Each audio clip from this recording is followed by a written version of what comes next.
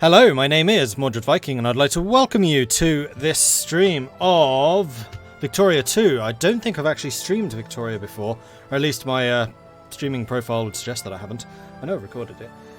We are playing the conversion of the Knights game. And basically what that is going to involve is there's a whole converter system set up, which is really rather good actually now, which will convert all the population, all the world and everything to the new setting. Why is this? I was like, why is this vanilla? France is still massive, and then I see the Knights. So yeah, you can see the world has indeed been converted across. And one of the other things that the converter does, it allows you to start in 1821 rather than the usual 1836. It doesn't tweak any of the technologies or the population growth or anything like that. So I've gone in myself. So the first row of technologies, which are usually the first two rows are usually unlocked in 1936, just like the standard for when the game starts.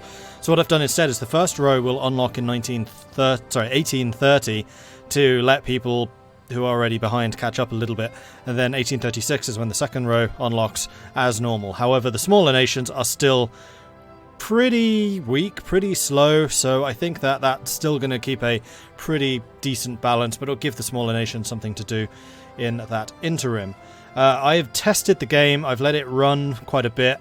I tested it last night playing as these guys, Yas, which is exactly one state in size.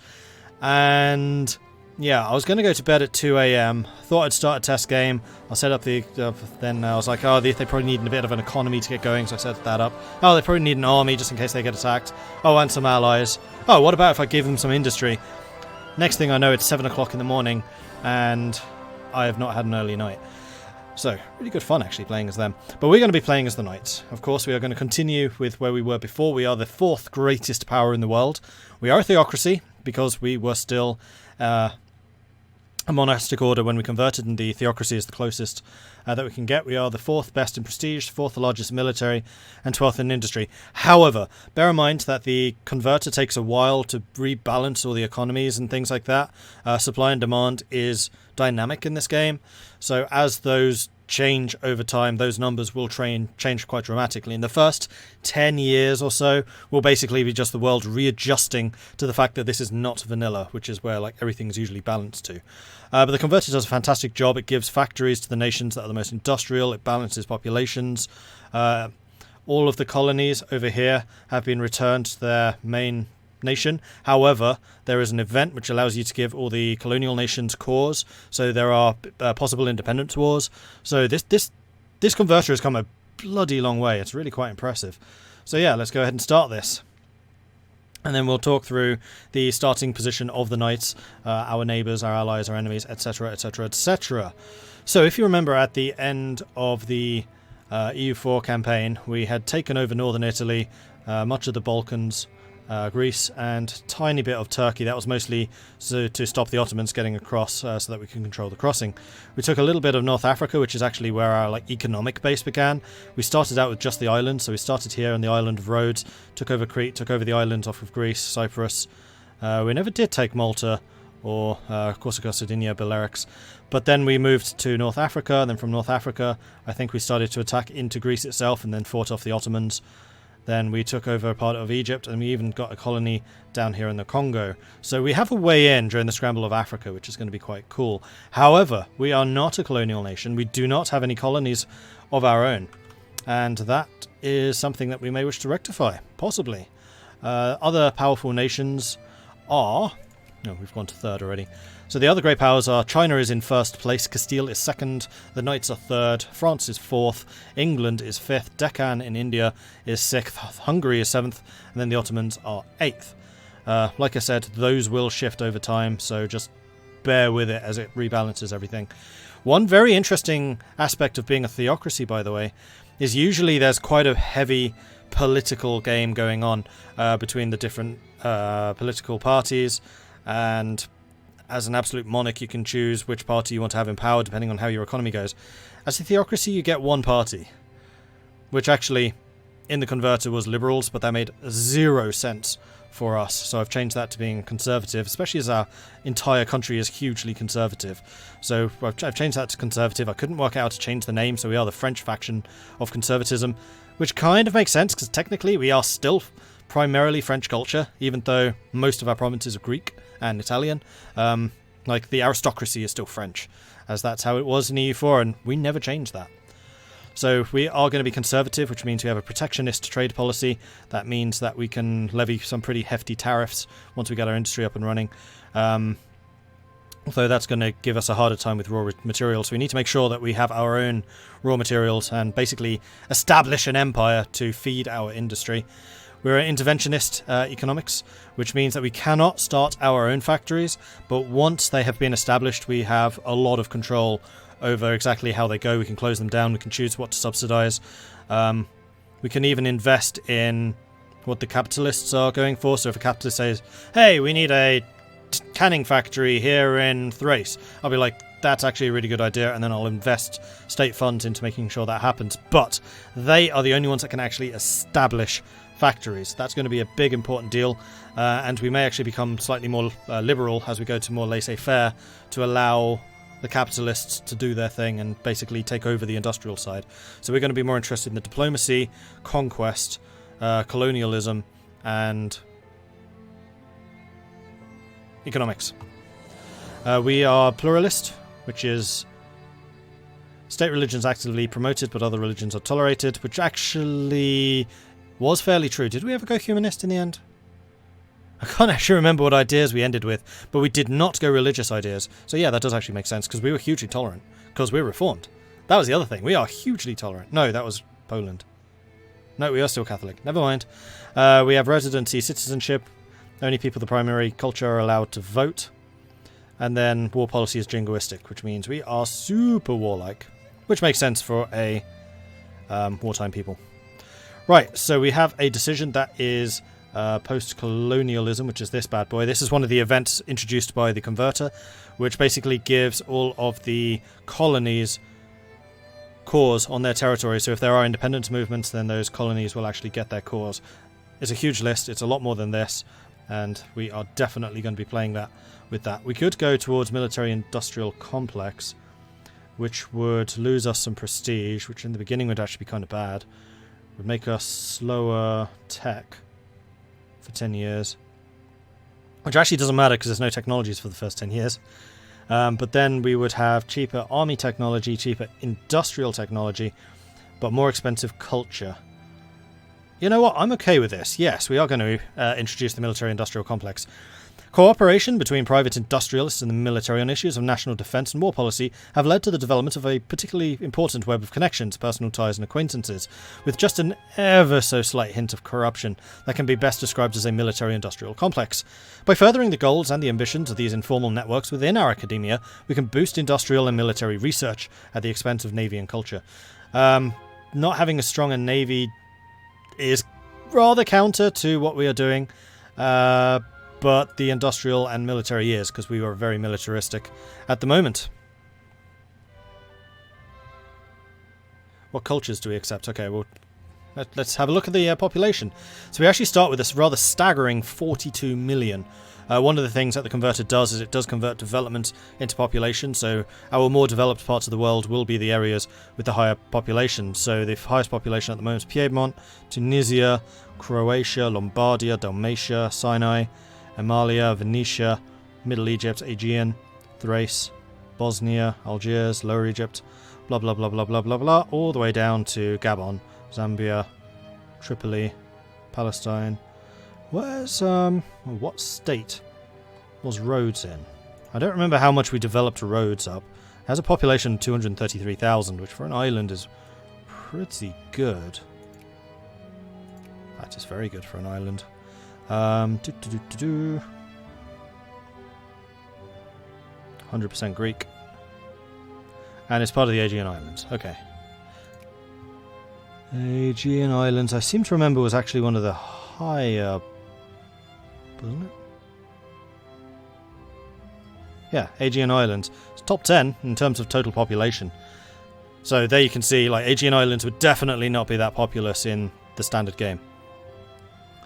Alright, so our people are primarily North Italian. 25% of our population is North Italian. 11% are Croatian. 11% are Greek. 10% are Mizri. 10% are Berber. 7% Serbian. 5% Turkish. 4% Bulgarian. 3% South German. 2.6 other. 2.2 Albanian, Hungarian 2. Bakongo 1.7, etc. We don't actually have any French population, so I do kind of wonder what that's going to mean. Although, we're a theocracy, we don't have elections anyway. Theocracy does not allow elections, so who can vote is kind of irrelevant. Technologies, I believe we were actually super advanced, so we start with all of the tier 1. So this first row is what I was talking about. These all become unlocked in 1830 rather than 1836, as is the default. And then we have a couple of the second tier, which become unlocked in 1836. So we are very technologically advanced, especially when it comes to the navy and commerce. Culture, not so much, and a little bit of industry, though we've actually got 2 of the important industry techs there, so that's good. We start very, very nicely at technology.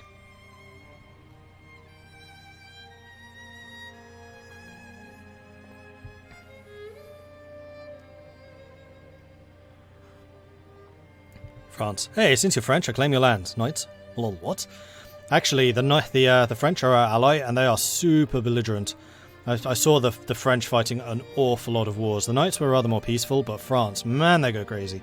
Another thing which is converted, of course, are the wars already in place at the start of the game. So you have the Brabantian liberation of Gelre and Vlaanderen, which is Brabant versus Gelderland, Hesse-Darmstadt and Braunschweig.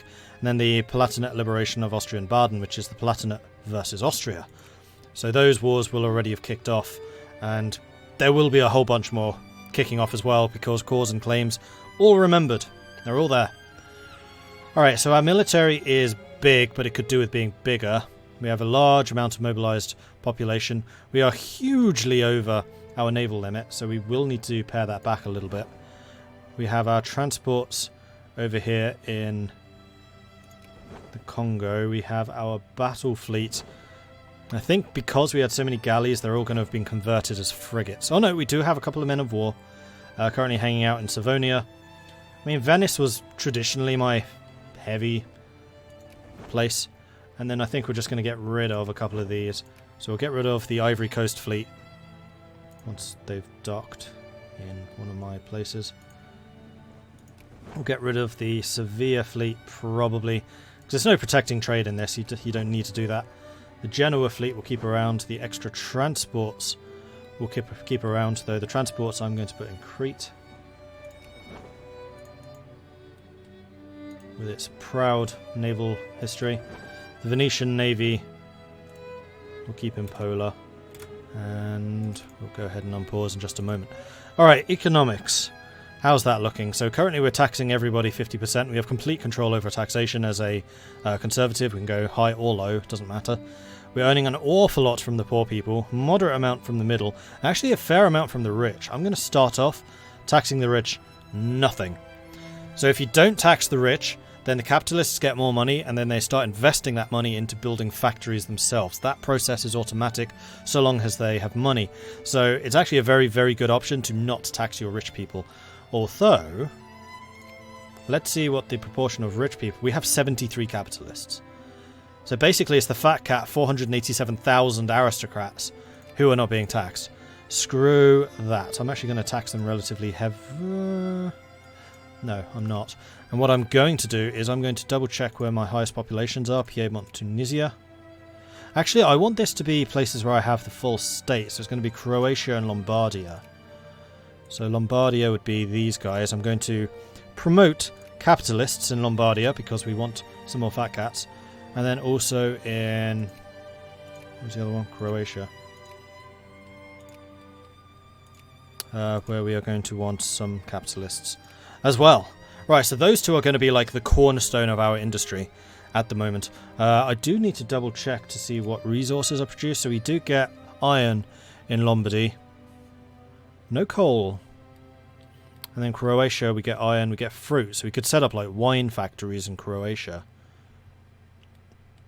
Where's my coal? So we have loads of timber in Macedonia. Loads of fruit down there. Actually, our main exports right now Our main production, we produce the most timber, then grain, then fruit, then fish, then lumber. So timber and lumber output is probably going to be our biggest export at the start. So we're going to want to try and focus the output of timber and lumber. There's coal up here, but we don't own it. Do we actually own any coal? No, our biggest import is coal. That's not good. So I think we've just established what my first conquest target is going to be. A coal supply. Just double checking that we don't have any in our African holdings, but I'm pretty confident that we don't. Egypt doesn't have any. I know India has some. I know Turkey... Oh no, Turkey's iron. We might need to go to war in... for those two. So who owns that? Is that French? No, that's Switzerland. So I think our first war might well be against the Swiss. To try and take over their coal supply here. In fact, yeah, we can click on it. Oh, we do have coal. Okay, we have some. We'll just need to make sure that we upgrade our mining.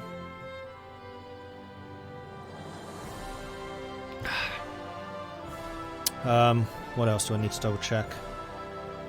Diplomacy. Who are my allies currently?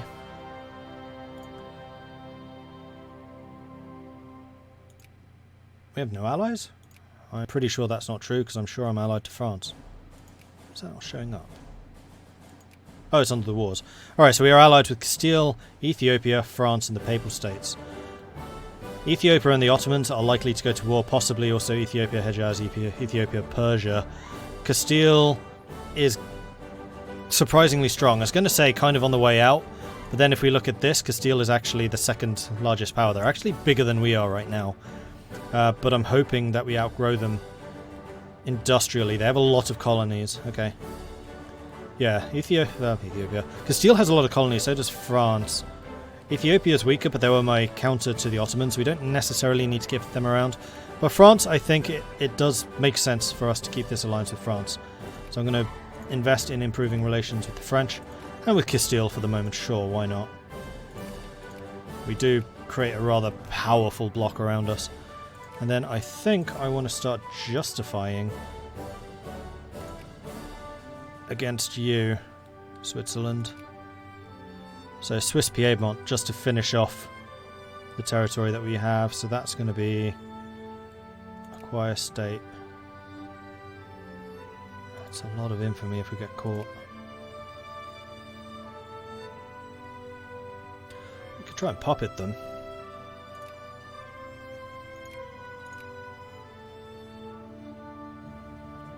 I'm not sure that really makes sense for just going for one state. Austria has quite a lot. So does Bavaria. Still looking at the coal supplies here. I thought you had coal in EU4.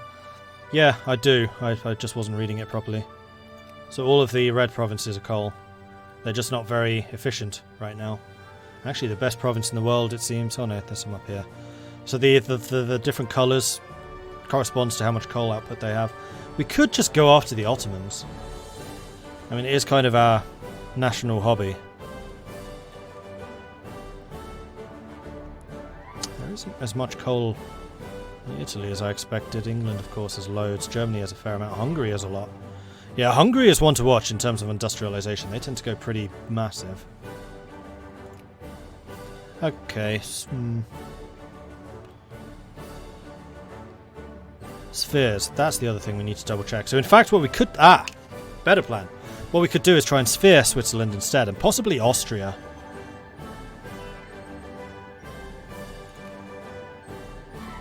So what it means is if a country is in a sphere, then you have first dibs on any production that they have.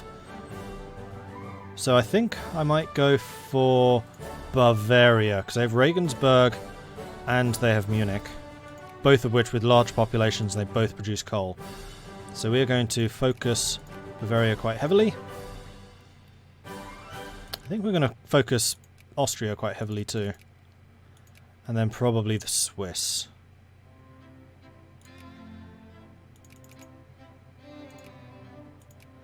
Yeah, we'll do that. And we'll see if we can establish a sphere over those. Cool. Let's unpause while the ships get back home. Genoa, you should be docked up. Ragusa, I'm just going to send you all.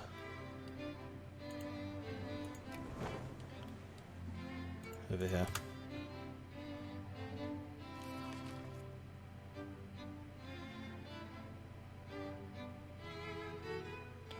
Are we going to see the Knights conquer Africa? In Victoria 2, Africa is super duper valuable, so possibly. And we do have a way in already because we own the Congo. I kind of did that on purpose.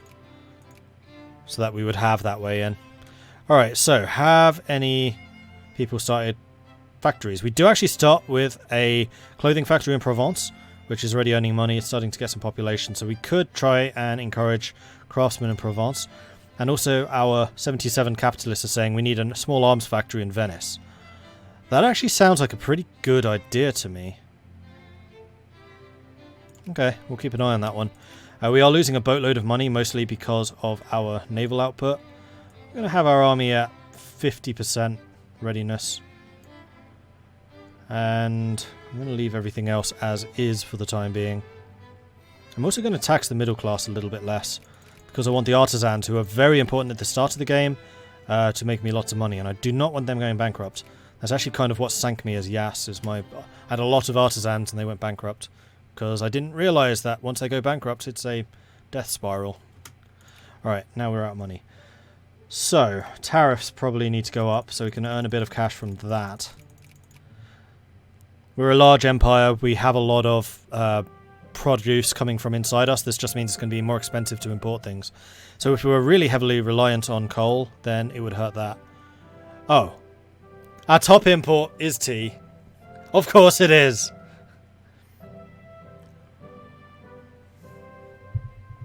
And then I think I'm just going to not pay the navy right now, while we work out who we want to keep.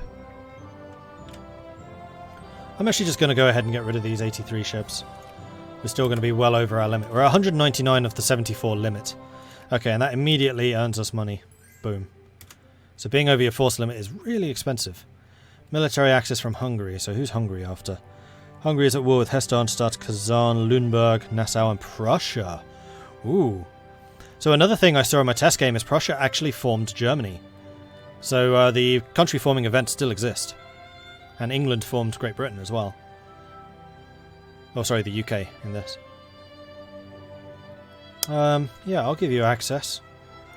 War is good. Then what I'm actually going to do is I'm going to take out a loan. I'm going to use that loan to finance the construction of that factory. So we're going to take out a loan of 5,000.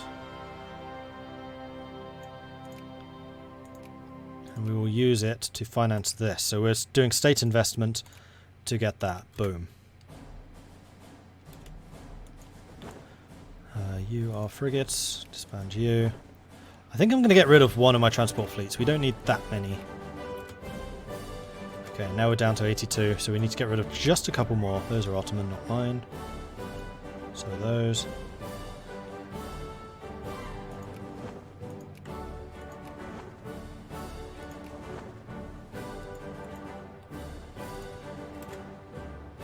In fact, Ivory Coast are already parked up here. Just get rid of them. Which I think will actually, yeah, put us slightly under. That's fine. Okay, cool. So our navy is balanced. We have some loans, but we should be able to recoup that soon enough. And then once the construction of that factory is a little bit nearer,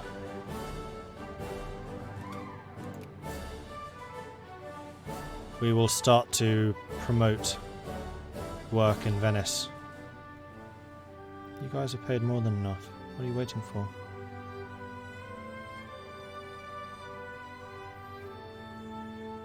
Oh, you're buying up the goods needed.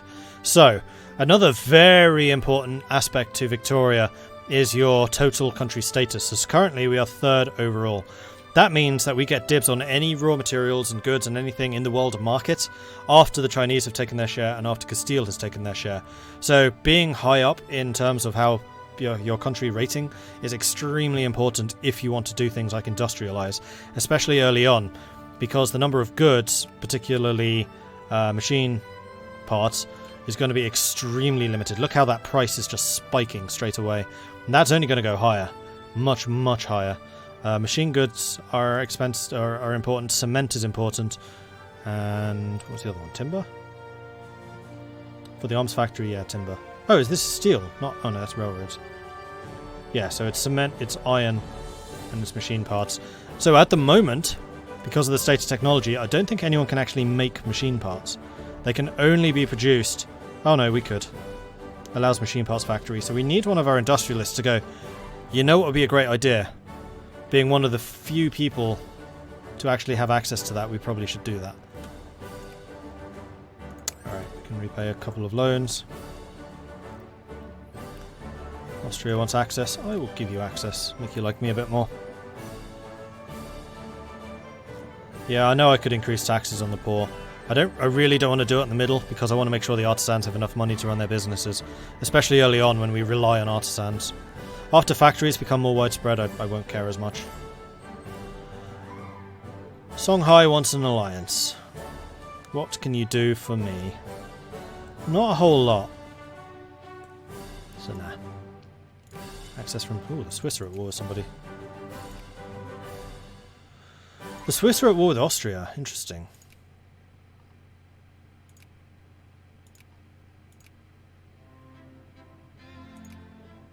I need to remember how the influence works. Once we hit 50, we can improve our influence with somebody, I think.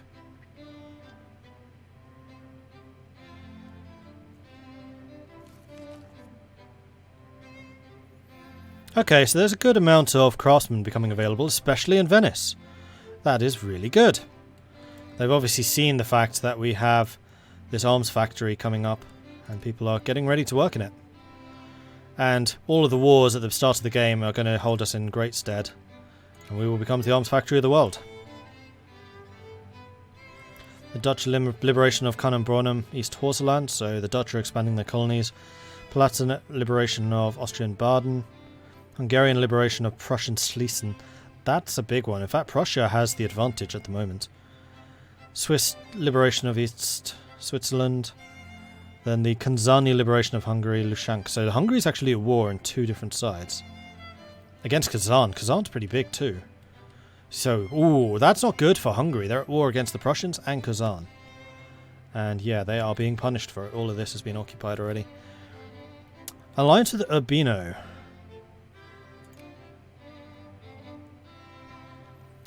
Urbino is allied with the Pope currently, which is slightly unfortunate.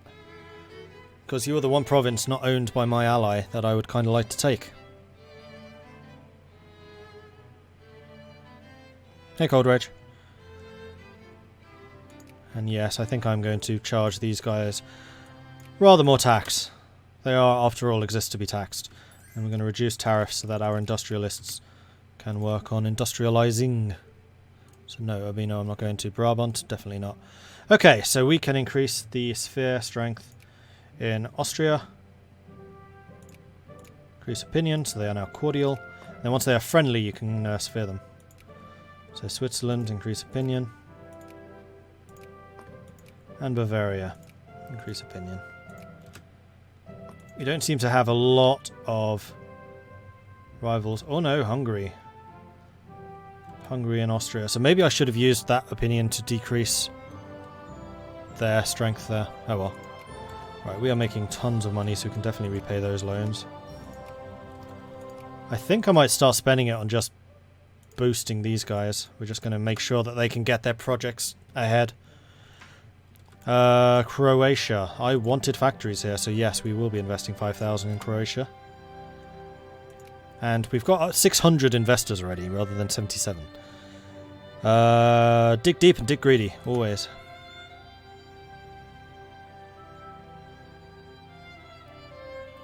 Because I want to get an early start in industrialization. If you are the first to industrialize, it is extremely difficult for others to overtake you. We're making a good amount of cash. You know what? Let's up our education. Get our people educated, although we do have a literacy of 37%. Which is actually terrible. Yeah, we definitely need to invest in our education. You know what? I'm going to just max that out. We're still No, now we're losing money. Okay, I'm not going to max it. We'll go like 80%. I think 80% would be fairly reasonable.